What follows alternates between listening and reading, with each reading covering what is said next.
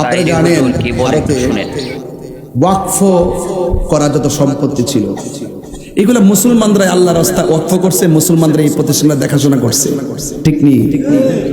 এই গত কয়েকদিন আগে একটা ওই ওয়াকফ বিলটা সংশোধন করতে যায় এরকম ভাবে করছে, এখন থেকে যদি কোনো প্রতিষ্ঠানে কিছু ওয়াকফ করা হয় মুসলমানদের সাথে হিন্দু দুইজন রাখতে হবে।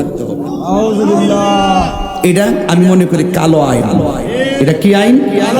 এই কালো আইনের বিরুদ্ধে আমরা প্রতিবাদ করব।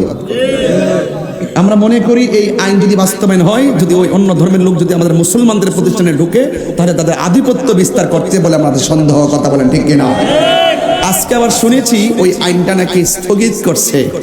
আমরা স্থগিত করছে মানে কি, যখন মুসলমানরা পালসে আগুন ধরে গেছে তখন এটা একটা স্থগিত করে আমাদেরকে ঠান্ডা করছে। আমরা একদম পুরোপুরি এই আইনটাকে বাতিল করতে চাই, কথা বলেন ঠিক কিনা?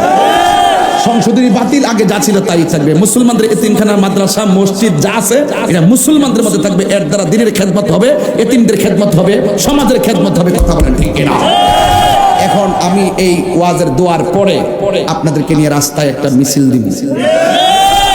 বেনাতে কই কোন দিকে যাবো আমরা? এই রাস্তা যাবো না? এই রাস্তা যাবো ইনশাল্লাহ। এটা আমার দাওয়াতে মানে বাংলাদেশের পক্ষ থেকে আপনাদেরকে দাওয়াত করলাম। আমরা এই প্রতিবাদটা করব, পাশাপাশি ইসরায়েলের আগ্রাসনের বিরুদ্ধে আমরা প্রতিবাদ করব এবং এই দুইটার প্রতিবাদ স্বরূপ আমরা 26 তারিখে একত্রিত হওয়ার ঐক্যবদ্ধ একটা মিশন তৈরি করবো, কথা বলেন ঠিক কিনা? সারা পৃথিবীর মুসলমান একটা দেহের মতন।